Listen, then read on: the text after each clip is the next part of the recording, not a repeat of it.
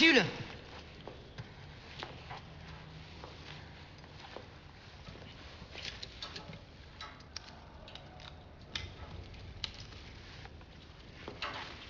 Ça c'est vraiment cette scène entre Eric Cantona et Béatrice Dalle, ça c'est vraiment mon côté bisseux, amateur de série B, de série Z, de films d'horreur. C'est vraiment le cinéma avec lequel j'ai grandi, le cinéma de mon adolescence. Donc c'est vrai que le costume de Béatrice Dalle est inspiré d'un personnage de série Z des années 70 qui s'appelle Ilsa. C'est une trilogie avec une espèce de femme au sein énorme, hyper sadique, qui maltraite les hommes et qui sadise en permanence, quoi. Donc, voilà, ça c'est le second volet de la trilogie qui s'appelle Ilsa, tigresse du goulag.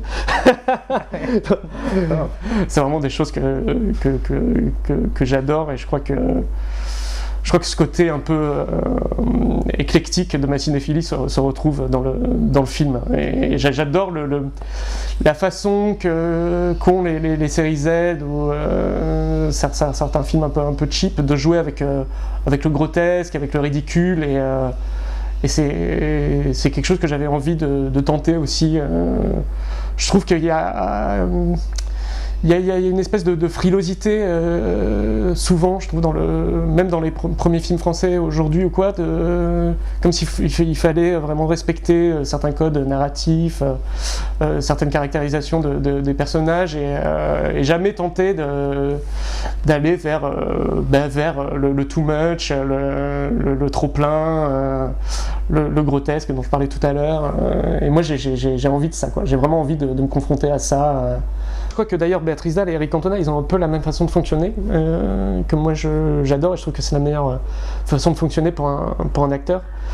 C'est d'abord regarder les films, même si j'avais fait que des courts-métrages avant, donc c'était d'autant plus risqué pour eux, et voir si c'est un univers qui leur plaît, quoi. Donc Eric Cantona, je crois qu'il a lu le scénario en diagonale.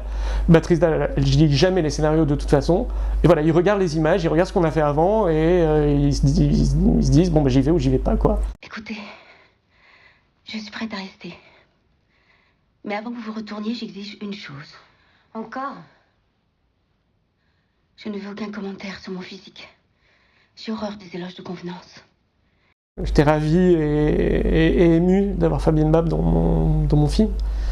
Je crois que c'est quelqu'un qui avait un tout petit peu disparu des radars depuis quelques années. Et moi j'étais très marqué adolescent par le film de Brissot, de Bruit de Fureur, par Barderaille de Cédric Kahn, la présence hyper fragile et la voix de Fabienne Bab. C'est quelqu'un que j'ai toujours trouvé assez bouleversant, en fait. Je pense que c'est vraiment une grande actrice. Et je crois que je cherchais quelqu'un d'un peu iconique pour jouer ce personnage, même si c'est une icône assez underground, on va dire, Fabienne Bab, une icône autoriste, on va dire, parce qu'elle a vraiment une filmographie exemplaire. Donc j'avais besoin de quelqu'un qui évoque quelque chose du point de vue de la mémoire cinéphilique, en fait, de l'histoire du cinéma. Je pense qu'elle a vraiment marqué le cinéma français des années 90. Et j'aime bien quand un personnage apparaît et déjà, d'emblée, il raconte une histoire, en fait. Et à partir de cette mémoire du cinéma, de ces souvenirs de ma propre cinéphilie, de la cinéphilie du spectateur, construire une nouvelle histoire et un nouveau personnage, quoi. L'idée de prendre un cliché au départ, de jouer avec l'imagerie du cliché, et de peu à peu le dénuder, quoi. Et arriver presque à l'os du cliché, et à partir de cet os-là, commencer à construire quelque chose de plus personnel, en fait.